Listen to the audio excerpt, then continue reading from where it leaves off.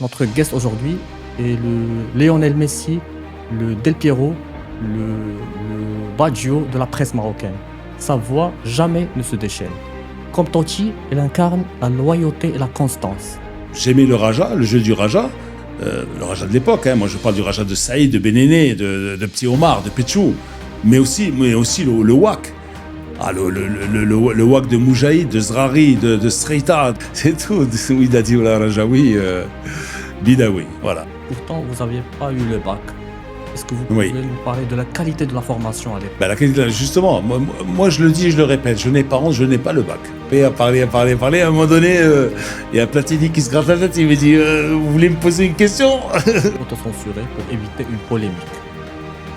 Ceux qui rêvent grand, très grand, chaque jour et qui ont des nuits plus belles que nos jours. Je retiens de Daniel Pilar, c'est ma première rencontre avec lui. Il m'a dit que si je voulais faire du journalisme, le français c'était pas compliqué. C'était un sujet, un verbe, un complément. Il fallait mettre un point et aller à la ligne. Voilà. Donc, machine des phrases, 12 kilomètres. Aïe l'ombre et aïe le fugador. On avait beaucoup de respect pour les parents, beaucoup de respect pour les enseignants, le maître, l'école. Et bon, je dis pas qu'aujourd'hui ça s'est perdu, mais aujourd'hui j'ai l'impression qu'on respecte un peu moins les parents, un peu moins l'enseignant. Du Marocain est plus qu'une nationalité. C'est une chance. Remporter une CAN facile ou bien remporter une CAN difficile avec un match Maroc-Algérie. Mais pour moi, le meilleur, c'est Maradona. Il me dit, moi, vous savez comment je choisis les footballeurs? D'abord, je regarde l'homme. Si l'homme me plaît, je l'achète. Je le prends. Je lui dis, viens jouer à Madrid. S'il me plaît pas, il portera jamais le maillot de... Mais je vais vous dire un truc, ces 10 dernières années, il n'y a pas de grands joueurs. Je manque aux jeunes journalistes marocains. Lorsqu'on me fait un reproche que je sens qu'il n'est pas correct, je m'en vais, voilà. J'étais déjà enseignant à l'école italienne des Roches-Noires, où j'enseignais le dessin industriel et la technologie. Voilà. À un moment donné, j'enseignais même les maths. Pourquoi l'AS Rome?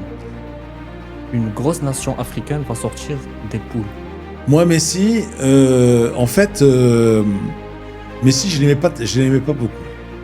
Le Maroc ira en finale. Oui. Inch'Allah.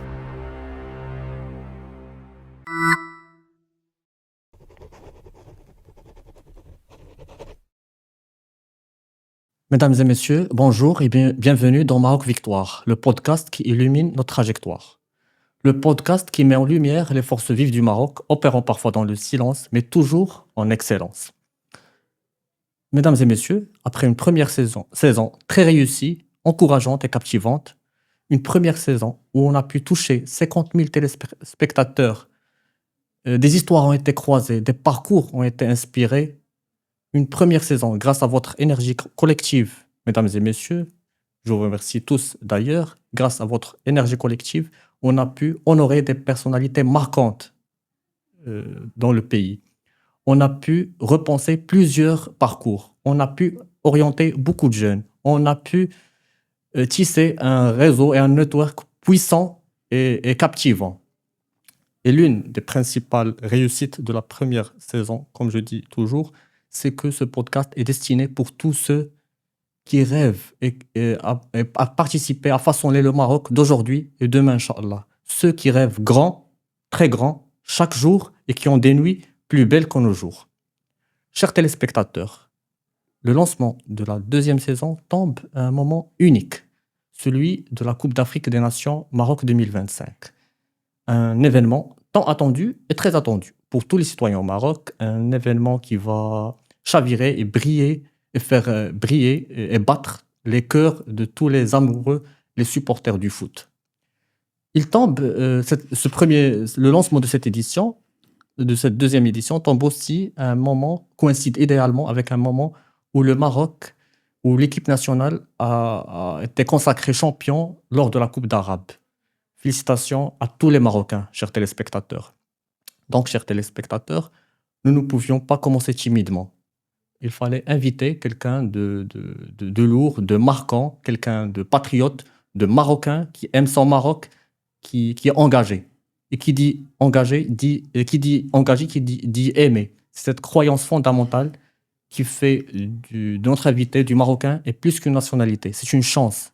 qui fait de notre invité, du Marocain en général, même sur une seule jambe, même quand ils se sentent faibles, préfèrent avancer quand reculer aurait été plus simple et plus facile. Chers téléspectateurs, notre guest aujourd'hui est le Lionel Messi, le Del Piero, le Baggio de la presse marocaine. Sa voix jamais ne se déchaîne. Comme Totti, il incarne la loyauté et la constance. Comme Mozart, ses analyses tracent l'excellence.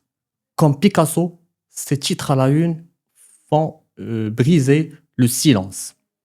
Le plus italien des Marocains, le plus marocain des Italiens. Chers téléspectateurs, préparez-vous, serrez les ceintures et préparez vos calepins. Aujourd'hui, comme je dis toujours, on va parler d'un temps que les moins de 20 ans ne peuvent pas connaître et espèrent reconnaître. Chers téléspectateurs, aujourd'hui, on a la chance inouïe de recevoir parmi nous Monsieur Lino Bako. Monsieur Lino Bako, bonjour. Bonjour Simezi. Merci de l'invitation. Ou Kbertini, bzaf. Merci beaucoup, Monsieur Lino. Merci beaucoup d'avoir accepté notre invitation. Malgré votre agenda très très chargé, on sait que vous êtes maintenant dans cette période prisée et captivé par plusieurs plateaux télé, plateaux radio, cette période de la CAN. Donc, avant de commencer, en guise de remerciement pour tous les moments forts et les frissons que vous nous avez procurés tout au long de notre carrière, au nom de la jeunesse marocaine, au nom de tous les passionnés de foot, au nom des lauréats de l'ENC Jdida, merci d'accepter un petit souvenir en notre nom. Ah, C'est un ballon avec un message en italien. ah oui, ça c'est touchant ça. A Lino con rispetto e grande saluto, sì, grande stima. A Lino avec beaucoup de respect et une grande estime. Exactement. Un joli ballon, hein. Exactement. Maghrib, Dima Maghrib. Dima Maghreb, ce sont Dima Maghrib. des petits gestes qui riment avec les couleurs de la CAN et qui... C'est de bon augure ça. Exactement. Parce que voilà, la canne va démarrer. Un petit écharpe souvenir Merci, merci. et un mug pour déguster votre café du matin. Bon, on peut faire l'émission avec l'écharpe alors. Ah, si vous voulez. Yak. Allez, là. Là. Merci beaucoup, Monsieur Leno, pour tous les frissons, comme je dis encore. Donc, on sait tous que vous avez parlé en haut et en large dans plusieurs podcasts de votre carrière. Donc, on va choisir les moments forts de votre carrière et on va consacrer la deuxième partie de l'émission pour parler un peu foot. Donc, on va commencer par l'enfance. On sait tous que les origines forgent souvent la personnalité. Vous êtes natif du Roche-Noir, de Casablanca. Est-ce que vous pouvez nous parler des souvenirs que vous gardez des Roches Noires et comment les Roches Noires ont forgé votre personnalité? C'est-à-dire que d'abord, à l'époque, il y avait ce qu'on appelait non seulement l'appartenance à une ville, mais l'appartenance à un quartier. Voilà. C'est-à-dire que, bon, aujourd'hui, il y a tellement de mouvements, les gens vont, viennent, etc. Donc, et ils sont de moins en moins, je dirais, attachés à leur territoire. Le territoire, c'est quoi? Le territoire, ça commence d'abord au niveau du quartier. Et au niveau du quartier, même le quartier peut être partagé en plusieurs zones. Parce que les Roches Noires, il y avait quand même trois zones qui étaient différentes. Il y avait une zone qui était vers la route de Trikrbat, où il y avait la cimenterie, hein. Donc c'était un quartier, c'était ma zone des Roches Noires. Après il y avait la zone qui était sur la route côtière, donc, hein, et il y avait la zone qui était un petit peu plus loin, qui était à l'entrée des Roches Noires. Quand vous venez d'Anville, de la porte 4 par exemple du port, hein, c'était voilà, donc où il y a l'école italienne, voilà, donc et il y avait le centre. Le centre, c'est où il y avait l'église, il y avait la perception, il y avait le marché, donc voilà. Et c'est 4 zones bien différentes. Et c'est vrai que quand vous étiez dans une zone, difficilement vous allez dans une autre. Voilà. On jouait ensemble, etc., etc. Bon, après, bon, c'est une autre époque. C'est une autre époque où on avait beaucoup de respect pour les parents, beaucoup de respect pour les enseignants, le maître, hein, l'école. Et bon, je dis pas qu'aujourd'hui ça s'est perdu, mais aujourd'hui j'ai l'impression qu'on respecte un peu moins les parents, un peu moins l'enseignant. Les temps ont changé, bien sûr, mais donc quand vous êtes formé déjà, c'était d'abord, vous avez une double école, vous avez une double formation. Quand vous grandissez dans un milieu familial, hein, où on vous encadre, on vous dit ce qui est bien, ce qui est pas bien. Bon, aujourd'hui aussi, bien sûr qu'on le fait, mais avec peut-être des principes qui étaient un petit peu plus durs. Bon, aujourd'hui, un téléphone, en Europe, vous appelez un numéro et on vous dit ouais, mes parents me maltraitent ou etc. Donc bon, et l'école, l'école c'était extraordinaire. Voilà, donc en fait, on allait à l'école avec plaisir. Moi, je parle de l'école primaire parce qu'après, bon, le lycée c'était pas au Rochenoir, c'était ailleurs.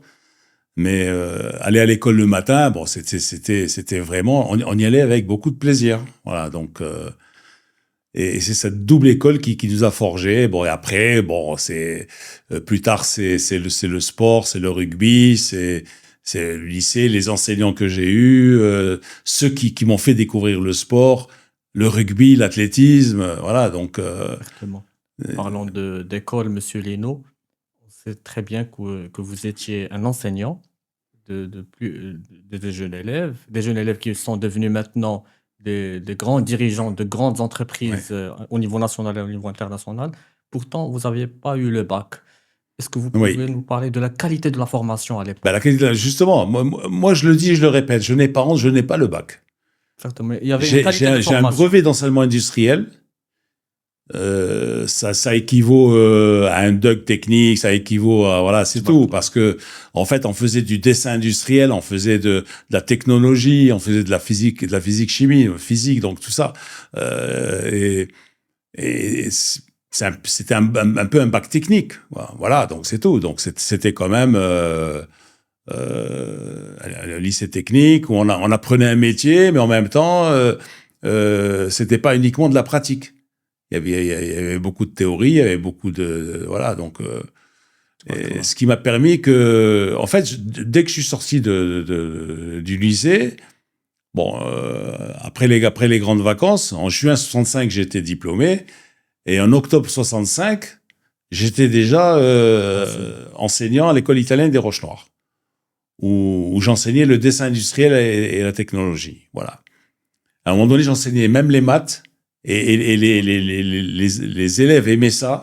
Quand il y avait un prof de maths qui manquait, par exemple, on m'appelait, on me disait tu peux faire une heure de maths. Alors, je faisais une heure de maths, mais à la française. Donc, et là, ça leur plaisait beaucoup. Ils disaient on veut toujours, on voudrait qu'ils continuent à nous faire des maths. On peut pas voilà. Ça veut dire que voilà, j'ai pas le bac, mais la qualité de qu'est-ce qui fait que les élèves me disaient on adore faire les maths avec parce qu'ils comprennent avec Lino, voilà. Donc exactement. voilà. C'est la pédagogie, c'est la façon d'enseigner, c'est le bagage, c'est le background, c'est le vécu, c'est tout un brasage. Parce que moi je me souviens de pratiquement dans chaque classe, je me rappelle les 2-3 professeurs qui m'ont marqué. Donc c'était vraiment. Comme qui, c'est l'occasion, Monsieur Leno, pour les honorer un petit peu. Ben oui, alors ce qui est marrant, c'est que bon, mon associé Hicham Khalifi à Radio Mars, un jour on parle de mathématiques, on parle de profs. Et moi, je lui dis, j'ai eu comme prof un Arménien, un Français d'origine arménienne qui s'appelait André Derderian. Il me dit, mais c'est pas possible, moi aussi je l'ai eu. En fait, moi je l'ai eu quand Derderian était au début de sa carrière, ici. Hein. André Derderian, qui est un prof de maths extraordinaire, il a ensuite enseigné, il était au lycée technique, où il enseignait, et après il est allé au lycée Lyoté. Pas au lycée, plus quel lycée il était Moulay-Riche, je crois. Et donc, c'est quand même curieux que, voilà, nous sommes 2 générations différentes. Alors, entre-temps, bien après avoir quitté le lycée, j'ai retrouvé Derderian parce que j'ai commencé à jouer au tennis. Je joue au tennis à l'USM Tennis Club, par de la Ligue arabe. En passant, je dois rendre hommage à la ville de Casablanca parce qu'ils ont fait quelque chose d'extraordinaire. Bravo messieurs, dames, vous avez fait un boulot extraordinaire. Et c'est beau quand on prend le boulevard Roudani, que vous allez vers le rond-point. Et à droite, vous avez le CMC, et l'USM. Voilà, un joli coup d'œil, le bungalow et tout ça, c'est vraiment magnifique. Exactement. Voilà. Et là-bas, j'ai revu le professeur Derderian. Pourquoi? Parce que lui, bon, il jouait pas au tennis, mais il jouait au bridge. Voilà. D'accord. Voilà. Donc, et ça, c'est bon. Après, La belle époque. il y a plein de profs. Il y a, ben, oui, Et on sait tous, Monsieur Lino, que derrière un grand homme, un grand journaliste, il y a souvent des mentors. oui. Après des petites recherches que j'ai faites, j'ai découvert qu'il y avait Monsieur Daniel Pilar. Oui. Quelle qualité vous a transmise Monsieur Daniel Pilar? Ben, Daniel Pilar, d'abord, la simplicité. Parce moi, ce que je retiens de Daniel Pilar, c'est ma première rencontre avec lui. Il m'a dit que si je voulais faire du journalisme, le français, c'était pas compliqué. C'était un sujet, un verbe, un complément. Il fallait mettre un point et aller à la ligne. Voilà. Donc, machine des phrases, il y a 12 kilomètres, là. Et voilà. Donc, il faut, et puis, c'était un ancien militaire. Un ancien militaire il avait été, il était en Syrie avant. Et donc, et c'était un passionné d'histoire. Donc, grâce à lui, j'ai bien compris le problème libanais, par exemple. Parce qu'on parle du Liban, on parle du Moyen-Orient, mais beaucoup ignorent la véritable histoire. Vrai problème, oui. C'est les vrais problèmes, voilà.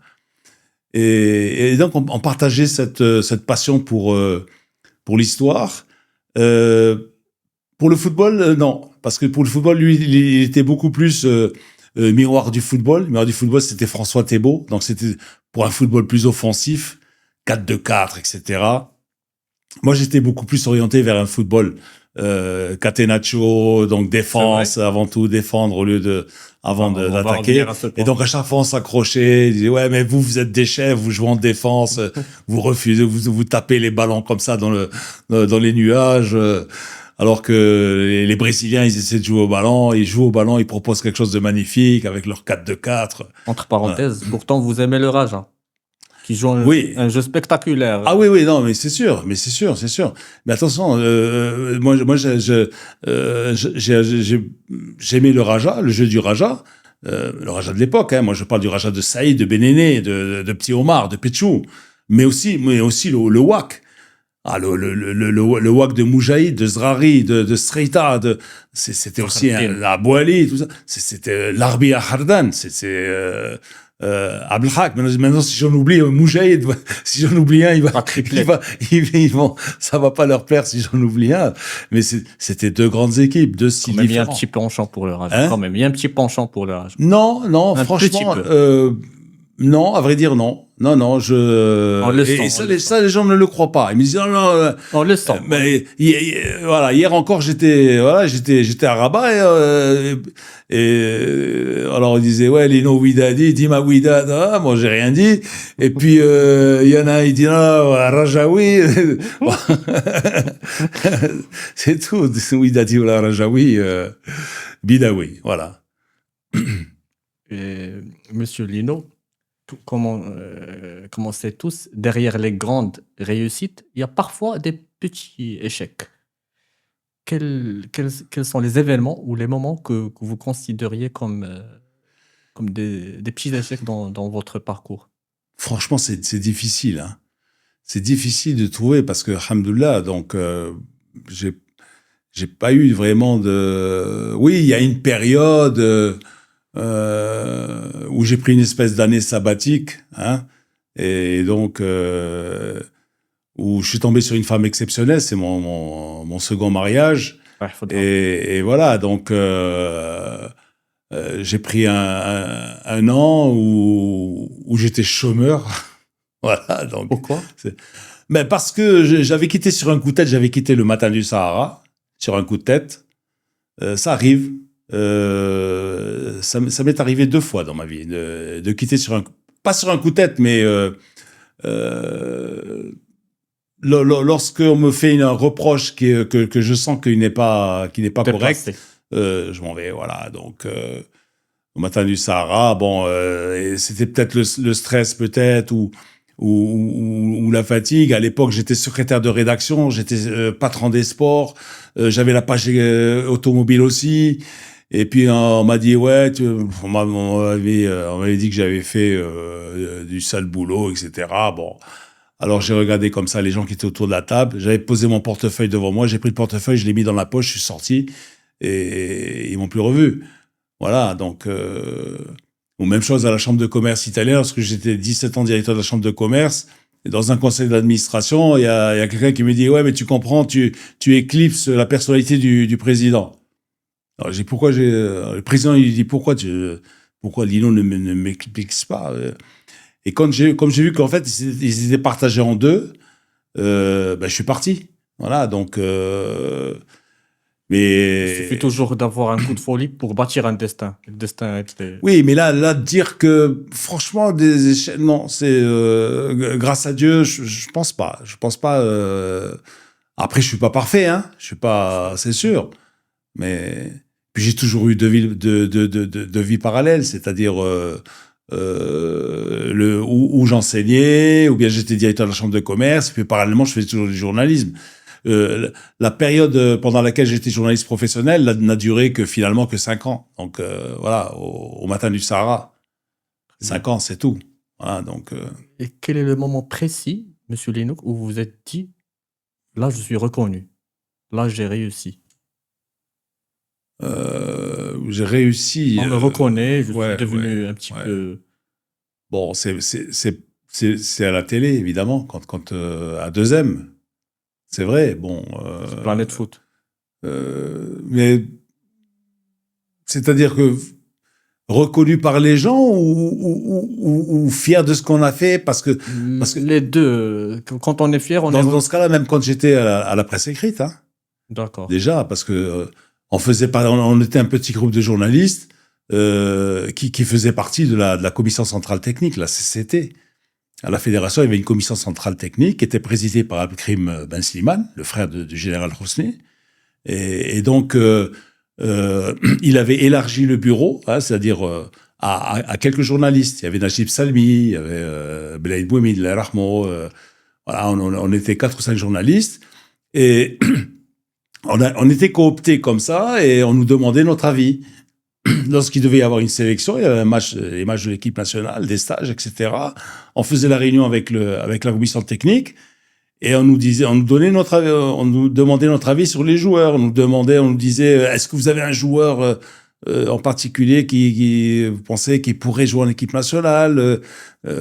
Parce qu'il faut dire qu'à l'époque, à Casablanca, il y avait 4-5 équipes de première division. Et donc, au stade d'honneur, minimum, c'est qu'on voyait 2 matchs par dimanche. 2 matchs, c'est 4 équipes. Toutes les équipes, on les voyait 3 fois. C'est-à-dire, le Mas de Fès, on les voyait 4 fois, on les voyait. 4 fois. Outre la levée de rideau. Le lever de rideau.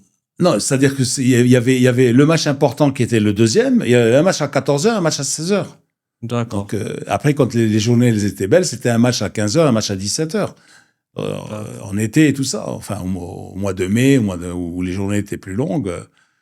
D'accord. Et donc, on voyait 2 matchs. On voyait 4 équipes. Le FUS, on le voyait 4 fois. Les Phares, quand ils venaient à Casablanca, ils venaient 4 fois. Pourquoi? Parce qu'ils jouent contre le WAC, contre le Raja, contre l'Étoile et contre le RAC. C'est ça. Donc, mais est-ce qu'il y avait un interview qui vous a marqué, que vous avez pu décrocher?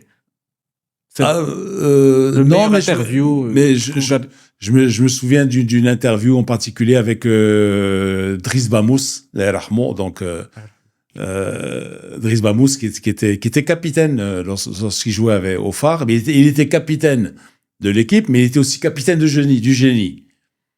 Et puis un jour, je l'ai titré, on a fait une interview. Bon, c'était facile, hein, c'était pas comme aujourd'hui, hein. Je descendais après le match, les joueurs étaient encore sous la douche, on rentrait dans les vestiaires, on se mettait d'accord, il dit ouais, dès que je sors, on se voit. Voilà, Bamous était contre le mur, moi j'avais mon bloc-notes, je prenais les notes, et j'ai titré Driss Bamous un génie de capitaine. C'est-à-dire à l'envers, pas un capitaine du génie, mais un génie de capitaine. Et je dois dire que il avait gardé cet article dans un tiroir. Donc Voilà. Et donc, à chaque fois, il me disait, tu sais, j'ai encore l'article que tu m'as écrit. Il y a eu une interview avec les Voilà. stars internationales. Platini. C'est vrai. Platini. Alors là, j'étais au Mondialito à Milan. Pas Milan. Mondialito, c'était une compétition qu'avait organisée le groupe Berlusconi. C'était avec tous les champions du monde, Ah, les des champions clubs. du monde. Il y C'est avait proposé au il y Maroc. avait, il y avait Pénarol, il y avait le Real Madrid, Santos, l'AC Milan, l'Inter de Milan, Feyenoord, Ajax. Enfin, tous ceux qui avaient gagné une Coupe du Monde des clubs. Voilà. Donc. Il existait la Coupe du Monde des clubs. Ah oui, oui. Le Mondialito. C'est vrai. C'est vrai. Ah, là, en fait, là, eh oui, vous me dites quelque chose de très important, parce qu'en fait, on s'extasie de la Coupe du Monde qui a été organisée récemment par la FIFA, et on oublie qu'il y avait ce Mondialito qui réunissait tous ceux qui avaient gagné une Coupe du Monde. Les clubs qui avaient gagné une Coupe du Monde. Donc, D'accord. voilà, ils disputaient le Mondialito. Très bien. Et donc, j'arrive avec mon petit enregistreur, là, mon petit magnéto, là. Et alors que je commence à parler, à un moment donné, il y a Platini qui se gratte la tête, il me dit vous voulez me poser une question? Parce qu'en fait, j'étais devant Platini, donc j'avais 27, 28 ans, donc j'étais encore jeune, relativement jeune. Et donc, alors je lui parlais, tout ça, il me dit vous voulez me poser une question? Allez-y, allez. Voilà. Et j'ai une photo d'ailleurs, j'ai la photo, je sais pas si je l'ai publié dans mon livre, mais j'ai une photo avec Platini, justement. Moi, j'ai le micro, et lui, il se gratte la tête comme ça, qui me dit... Il y avait aussi une interview, là, un passage chez les Allemands, Beckenbauer et compagnie, non? Ils étaient à Casablanca, je sais pas. Beckenbauer, non, c'est-à-dire que Beckenbauer, je l'ai rencontré 2 fois. J'ai rencontré à Casablanca, à l'hôtel Marhaba. Exactement, voilà. À l'hôtel Marhaba, donc, puisque Bayern était venu jouer la Coupe Mohamed V.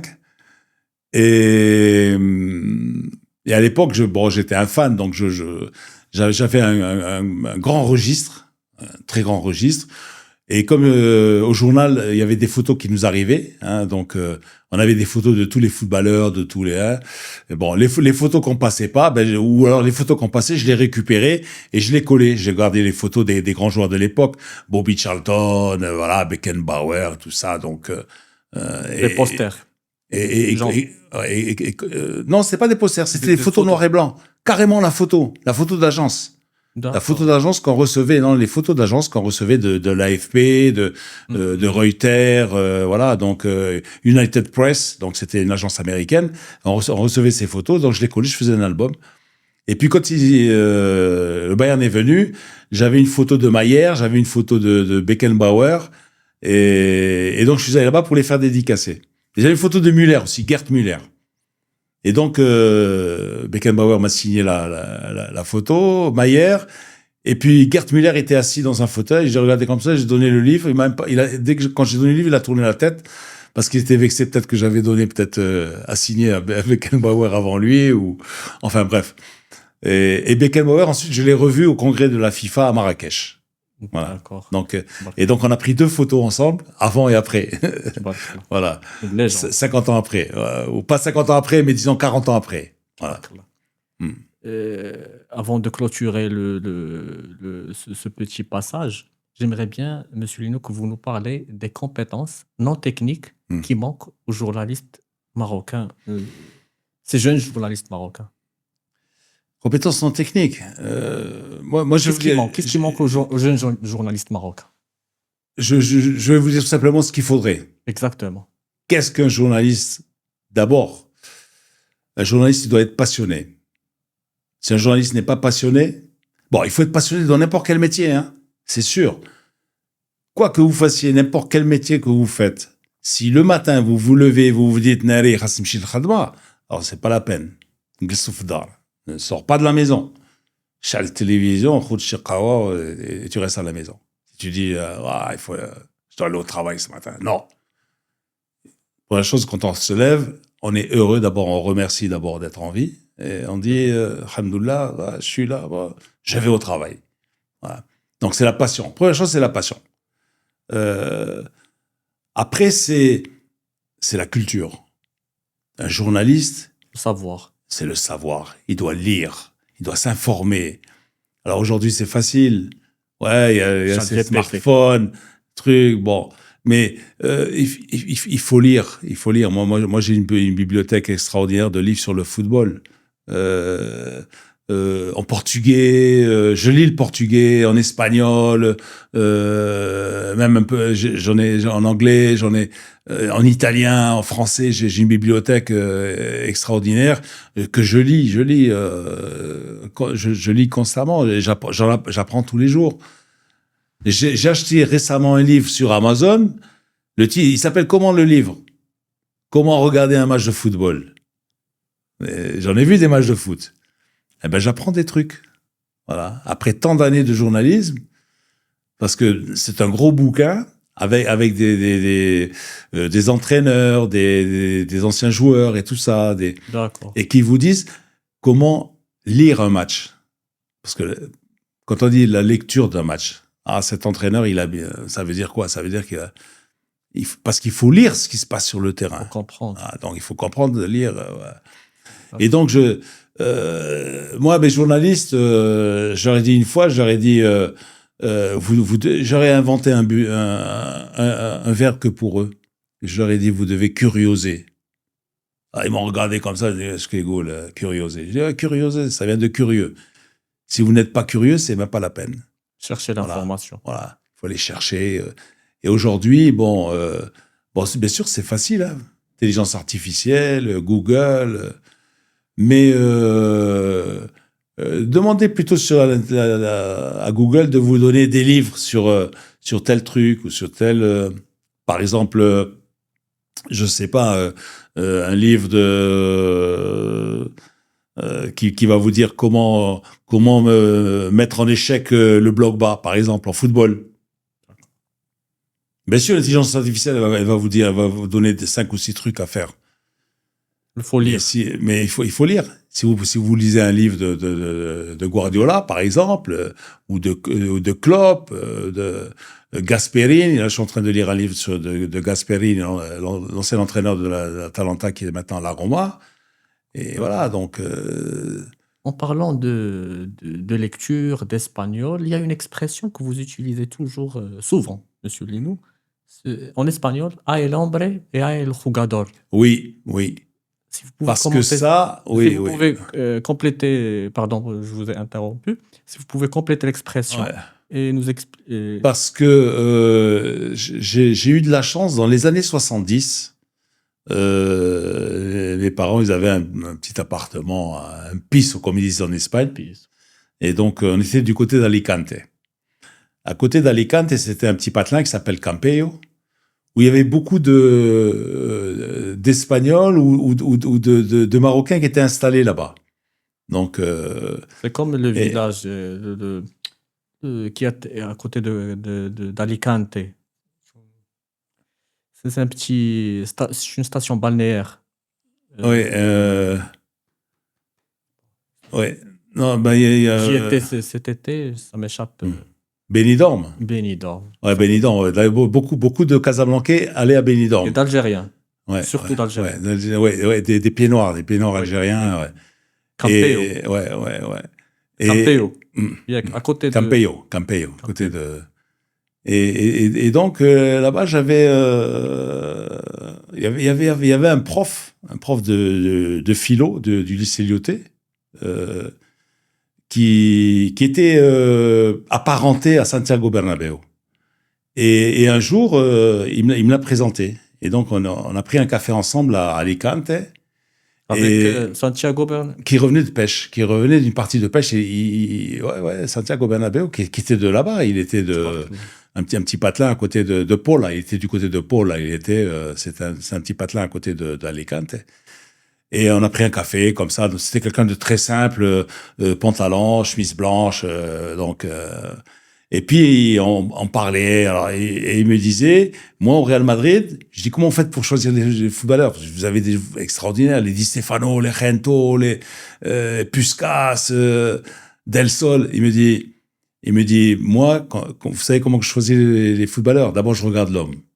Si l'homme me plaît, je l'achète. je le prends. Je lui dis, viens jouer au Real Madrid. S'il me plaît pas, il portera jamais le maillot de...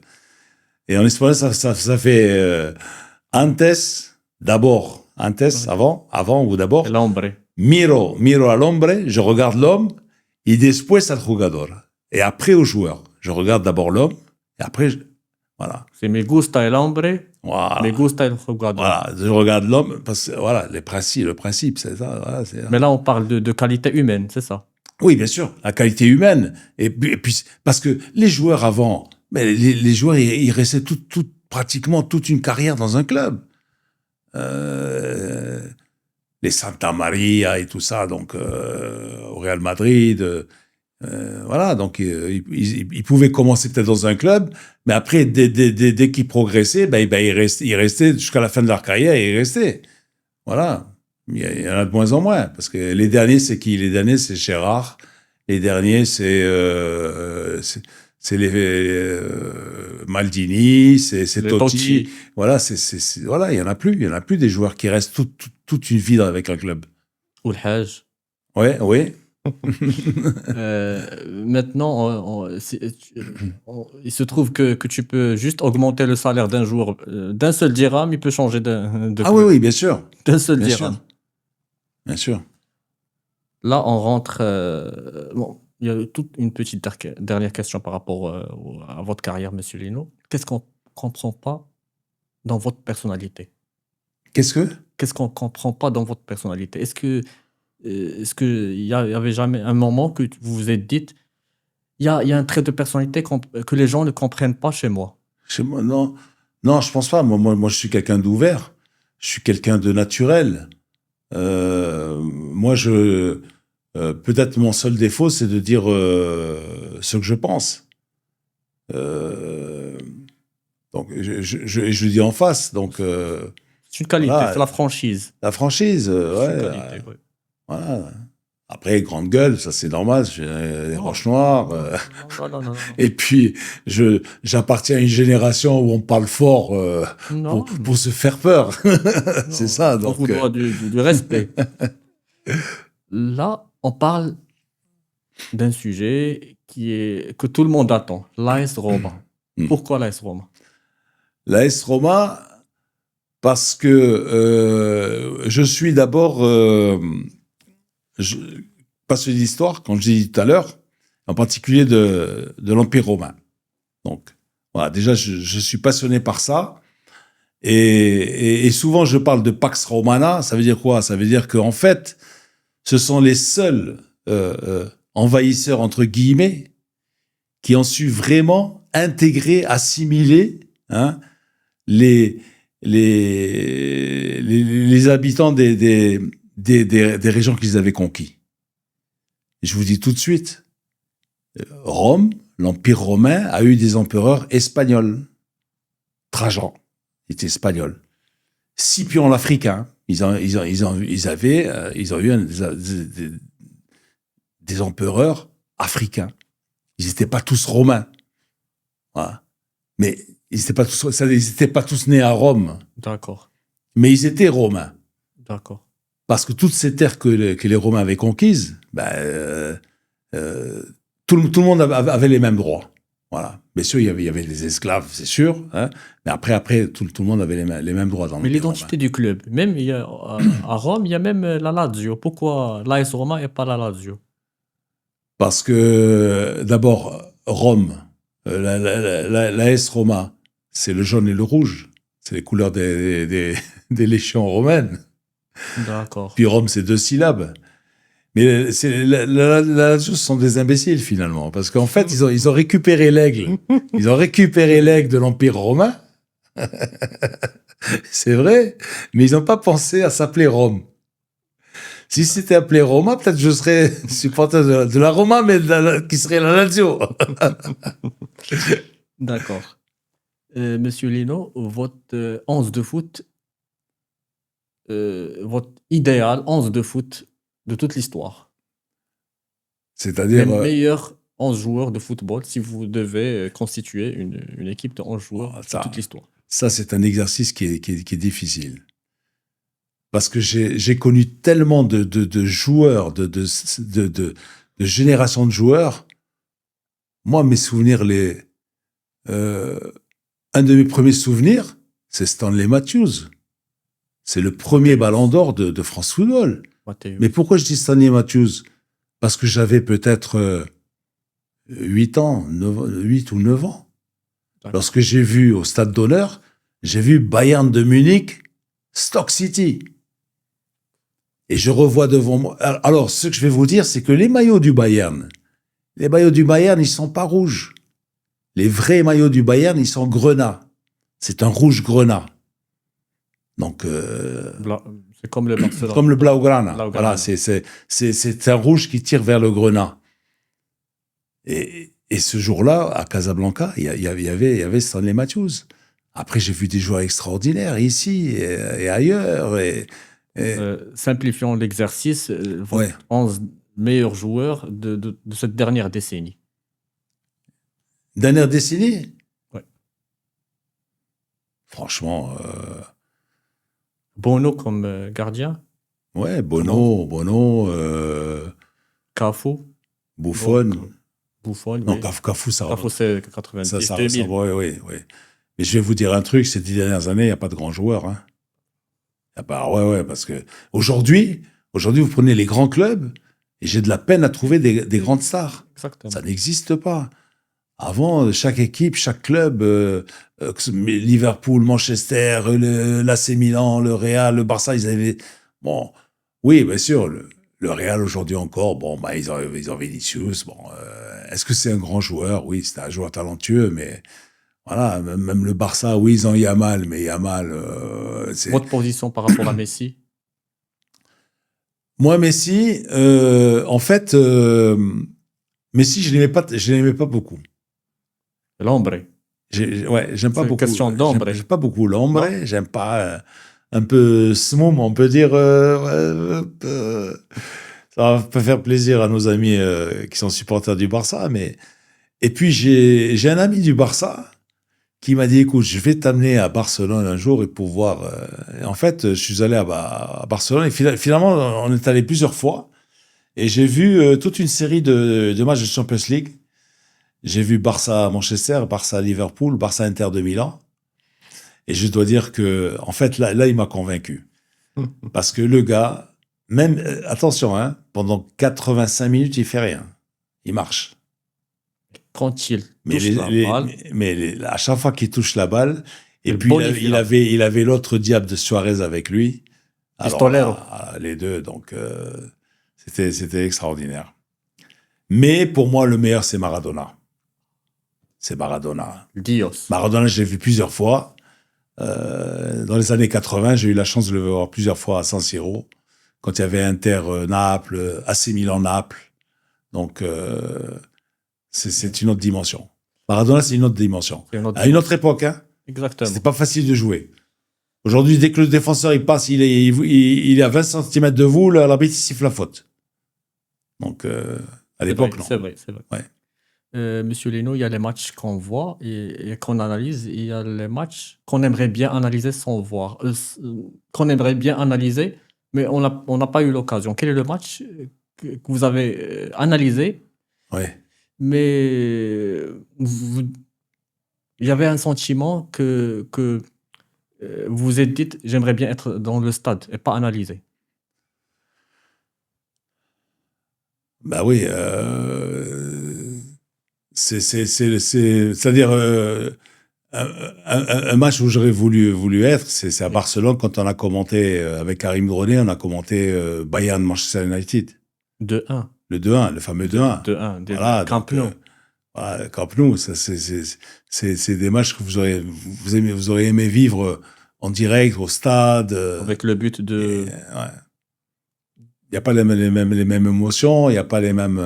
le but du joueur Solskjaer, le Danois. Le Danois qui joue à Manchester. Ouais, qui joue à Manchester, ouais. Solskjaer. Ouais. Exactement. Donc, c'est Manchester-Bayern, d'accord. Ouais. Ou alors, là, c'était quand j'écoutais à la radio la demi-finale de Coupe du Monde Italie-Allemagne, en 70.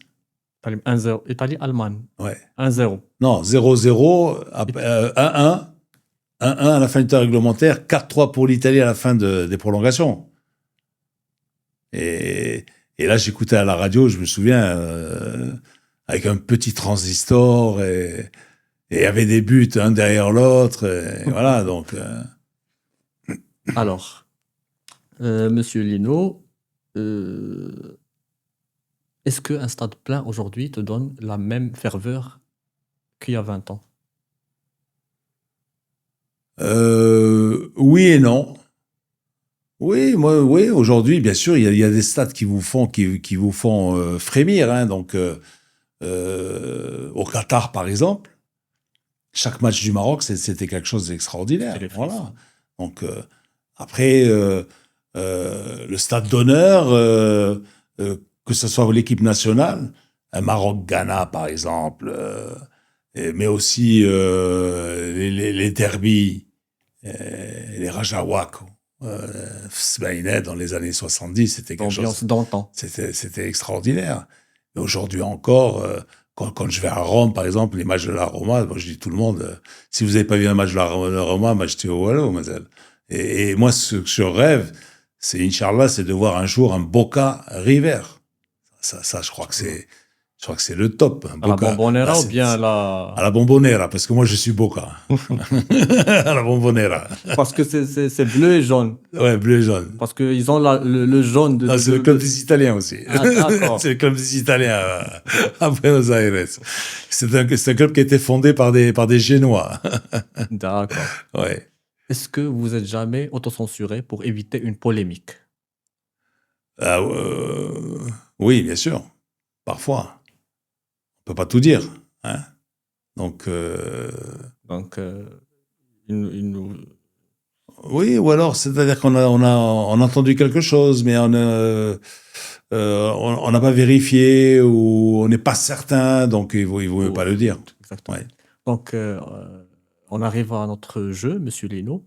Donc, c'est un jeu de préférence. Je vais vous donner deux choses et vous devez choisir une seule, votre préférence. Oui. Alors, Maroc 86, Maroc 2022. Maroc 2022. Même si Kremou, c'est un copain, Mustafa Al-Hadaoui, ce sont des amis, ce sont des frères. D'accord. Ouais. Planète Foot, Mars Attack. Voilà. Ça, c'est difficile, hein. Faire plaisir à Mars Attack, hein. Faire plaisir à Birouk. Non, c'est pas la même chose, hein. Je dirais Mars Attack. Mars Attack parce qu'on a inventé, enfin on n'a pas inventé l'eau chaude, mais un talk qui est décalé, qui est libre, chacun dit ce qu'il veut. Voilà, on n'est pas... D'où vous est venue l'idée de Mars Attack? De Mars Attack parce que Mars, c'est Maroc Radio Sport. Ah, d'accord. MA, Maroc. Ah, très bien. R Radio, S Sport. D'accord. Après, comme on était un petit peu fous, on est comme les Martiens, on est un peu bizarre. Donc, voilà. Donc, et d'où on a sorti le Mars Attack. Très bien. Alors, Riquelme, Ortega. Riquelme, toute la vie. Pourquoi? Parce que c'est un autre football, hein, un peu plus puissant, un peu plus... même s'il est fin aussi. Ortega, c'est un peu fragile. Voilà. Oui, il se blesse. Voilà, et puis il tombait toujours. Kharja, Amrabat. Je sais que Kharja est un très grand pote à vous. Kharja Amrabat. Bon, franchement, c'est difficile, hein. Alors, je veux dire Kharja, parce que pour moi, c'est le capitaine. Hein, c'est un des derniers grands capitaines, franchement, qu'on a eu en équipe nationale. Hein, c'est vrai. Kharja. C'est vrai. Cannes 98, Cannes 2015. Cannes 2015. Cannes 2015. Pourquoi? Ouais. Pourtant, l'époque 90, on a célébré la qualification. On a savouré la qualification mieux que Cannes 2015. La qualification. On parle de la qualification ou de la Cannes elle-même? Je parlais de la qualification du Maroc au 8e de finale. Ah, ça se discute. Ouais. Je laisse CAN 2015. Alors, vous aimeriez avoir une CAN facile 2025, remporter une CAN facile, ou bien remporter une CAN difficile avec un match Maroc-Algérie? La prochaine CAN. Ah. Préférez une CAN facile pour le Maroc, ou bien une CAN difficile où on remporte un match Maroc-Algérie? Bon, c'est sûr que plus on souffre, mieux c'est. Donc vous signez pour la CAN oui. difficile. Et en plus, si c'est avec Voilà. nos amis, c'est encore mieux. Journaliste passionné, journaliste neutre, là je dirais passionné parce que vous avez déjà répondu. Ouais. Dire la vérité même si ça dérange, protéger l'institution. Dire la vérité, même si ça dérange. Le joueur talentueux, indiscipliné, le joueur moyen, ultra pro. Talentueux, indiscipliné. L'ombrelle. Ah non, ouais, non, parce que il s'appelle Maradona, il s'appelle Totti, il s'appelle. Ben oui, c'est ça. Hein. D'accord. Donc deuxième jeu, je vais vous donner des phrases, et là vous devez soit affirmer, soit infirmer. Soit par oui ou bien non. Ouais. Seulement oui ou non. Le Maroc est le grand favori de la CAN 2025. Oui. Jouer à domicile sera plus une pression qu'un avantage. Non. Il y aura au moins un cadre absent de la liste de départ versus Comores. Ben oui. C'est bien. Le vrai patron de cette équipe, ce n'est pas celui qu'on croit. Il n'y en a pas.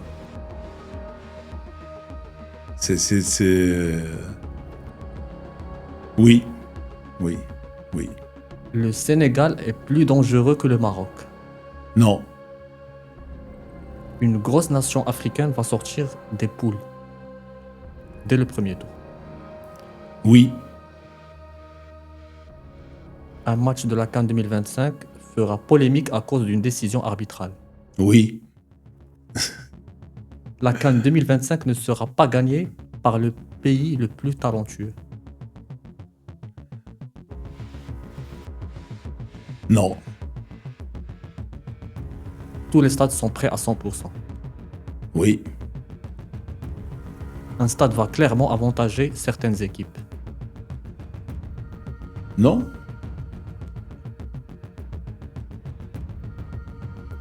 Il y aura des consignes pour contrôler la communication des joueurs.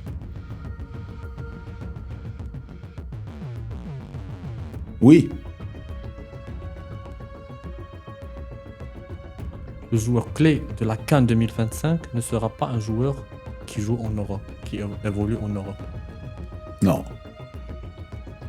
Certainement, c'est quelqu'un qui évolue en Europe. Certainement. Soufiane Rahimi peut être le joueur décisif de la CAN 2025 pour le Maroc. Oui. Le vainqueur de la CAN 2025 est un pays arabe. Oui. Le Maroc ira en finale. Oui. Inch'Allah, ya Rabbi, amin. Donc, Monsieur Lino, on arrive à la fin de notre émission, de notre épisode. Merci beaucoup. C'est moi qui vous remercie, Simezi. Merci beaucoup. Je vous remercie pour tous les mots forts que vous avez partagés avec nous, pour ces frissons que vous nous avez procurés tout au long de votre carrière. Donc, je vous laisse un mot ouvert à tous les jeunes, à tous les lauréats, à tout le Maroc qui vous écoute. C'est un mot ouvert. Alors, comme vous êtes un ancien élève de l'ENCG, hein, de STAT, moi j'ai un rapport privilégié avec l'ENCG d'Aïsva. Moi, je suis un ancien élève de l'ENCG de Jdida. Ah, Jdida. Bon, alors, très bien. Alors, donc, je dois dire aux jeunes, soyez vous-même, n'essayez pas de copier qui que ce soit, écoutez vos parents, écoutez vos enseignants, et puis informez-vous, regardez ce qui se passe autour, et ne soyez pas esclave de votre smartphone. Très bien, merci beaucoup. Si vous permettez un mot à propos de la CAN 2025. La CAN qui va débuter dans quelques temps, hein, je suis plutôt optimiste. On a tout pour la gagner, 50 ans après. Donc après 2026, on a tout pour gagner notre deuxième CAN. Je dirais que notre adversaire, ça pourrait être que nous-mêmes. Voilà, c'est tout. Donc, on a la meilleure équipe, on a les meilleures individualités, on joue bien, on a des stades magnifiques, on a un public qui est extraordinaire. Tout est là, tout est réuni. Le staff, les conditions, l'environnement, l'environnement fédéral qui est extraordinaire. Donc, franchement, si on se loupe, voilà, c'est... On va pas se louper et l'appétit vient en mangeant, Inch'Allah. On va les manger, on va la remporter, Inch'Allah. Voilà. Ya Rabbi. Petit Merci à beaucoup. petit. Inch'Allah. Merci beaucoup, monsieur Lulu. Merci à vous. Merci, chers téléspectateurs. Un autre épisode, Inch'Allah. Espérons que d'ici là, on va célébrer, Inch'Allah, ensemble le sacre marocain de la Coupe d'Afrique des Nations 2025, Inch'Allah. Merci beaucoup.